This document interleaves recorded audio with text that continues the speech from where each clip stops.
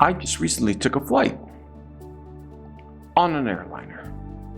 During the short trip, I asked myself whether it would have been better to just take my plane. So in this episode of Aviation and Money, we dare to compare the cost of flying in big metal versus the cost of taking the trip in my own airplane.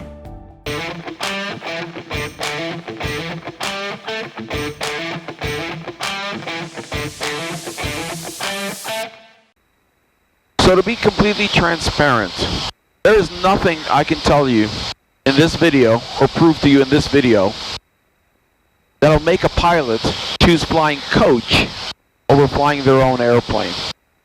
That being said, let's compare two separate flights. The first will be based on a relatively short flight of about 420 miles from Calgary to Vancouver. The second flight will take us across the country from Calgary to Montreal for a distance of about 1,873 miles. In an attempt to make a fair comparison, let's break down both flights into the following categories: home to airport, pre-flight, actual flight, and post-flight. We're going to be looking at both time and money, and because it's said that time is money, let's add a $50 per hour charge for each hour we spend not directly related to our actual flight time when such a comparison needs to be made. In my particular case, the drive from home to the airport where I keep my plane is 30 minutes away, and the drive to the international airport is about 15 minutes.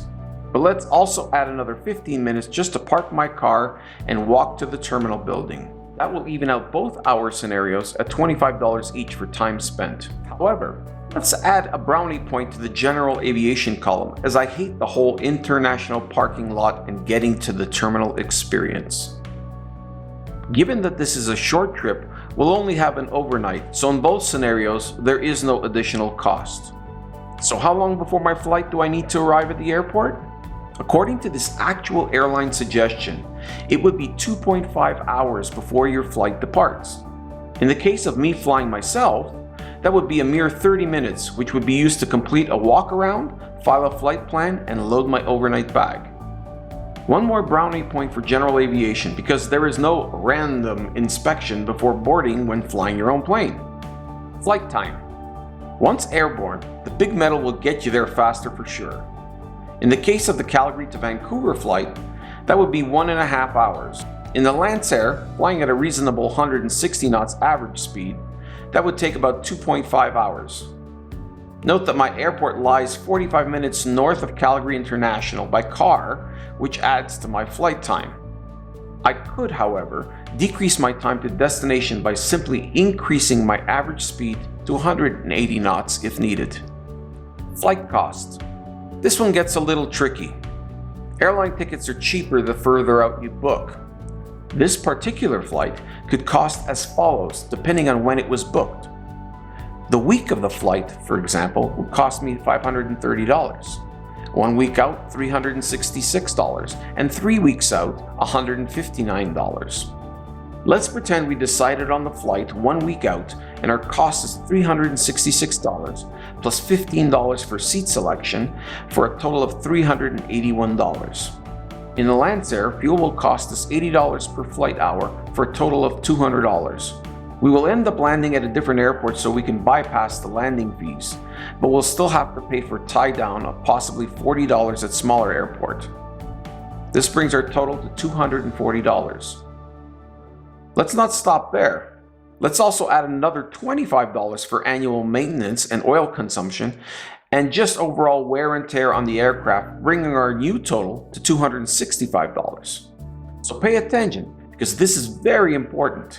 If I decide to take along a passenger, the cost does not increase when taking my plane.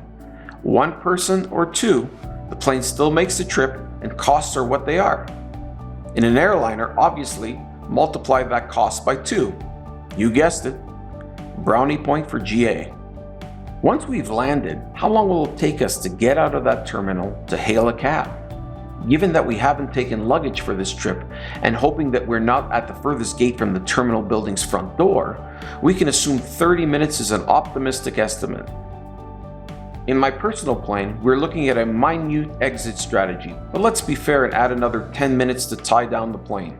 So let's give a brownie point to the airline simply because you just walk away from the plane and not have to give it a second thought, where I have to take care of the plane after the flight. Let's be kind and give an extra point to the airline flight, because once we're out the door at an international airport, there are plenty of transportation options to get you to where you need to go, and they're all right there waiting for you. At most small airports, unless there's a crew car available, which is rare these days, you would have to call out for a ride to town, be it a taxi or a buddy to pick you up.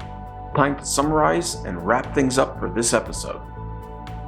As you can see, general aviation beats out the airlines in both dollars and brownie points. But does it really? Although there are many things that we could add, let's just push the numbers a little bit further. Let's go ahead and add what I actually said I wouldn't add to my totals, the in-flight time. That would be 2.5 hours for the Lancair and 1.5 hours for the airlines. As for the overall time spent for either experience, on the airline side, this would be a total of 5 hours for the 90-minute flight. And on the Lancair side, we're looking at about 4 hours tops for a 2.5-hour flight. That, folks, is a brownie point on the GA side. But there's one important thing that was left out, and that's weather. In my particular case, I can't fly through bad weather due to not having the instruments in my plane to do so. The airliner, however, disregards that very same weather, making it a much more viable travel option if you just had to get there. Assuming, of course, your flight doesn't get delayed or cancelled. So there you have it. In this particular high-level look at options, the Lancair wins. Let's see how we do against the big metal on a long cross-country flight in our next episode of Aviation and Money. Thanks for stopping by. We'll see you next time.